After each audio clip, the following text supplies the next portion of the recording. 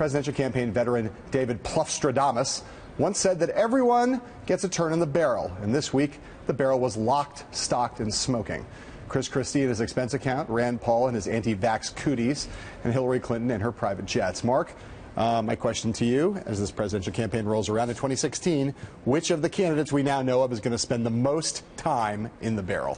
Hillary Clinton is going to spend a lot of time in there. Just the Clintons, there's tons of investigative stuff to do, despite the fact that they've been around for a while. The two other people I think have to worry right now are Jeb Bush, because I think he will emerge as a clearer front runner when the fundraising figures come out, and there's a lot of his life that the national media has never dug into. Yeah. And I think Rand Paul. Yeah. Rand Paul just is going to be out there attracting attention by being an aggressive candidate, and there's lots to look at. I absolutely agree with you about all three of those, but I'll add one to the list, of course, someone we've talked about a lot this week. That's Chris Christie.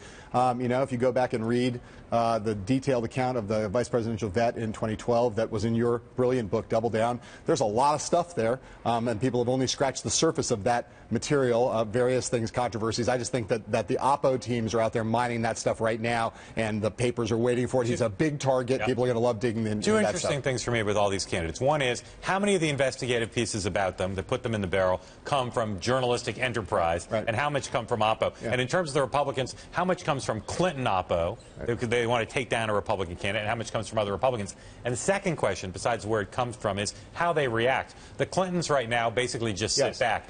Very rarely do their spokespeople even comment on the stories. The outside group supporting them, correct the record, does some work. But most of these Republicans, right now, when there's a negative piece, they also just sit back. Who starts to engage? Right. That's a hugely important thing. You know, Pluff's attitude towards it back in 2008 and 2012 was, you got to hunker down because you know your time in the barrel is going to come. You're just going to have to take it for a little while and hope the storm goes away.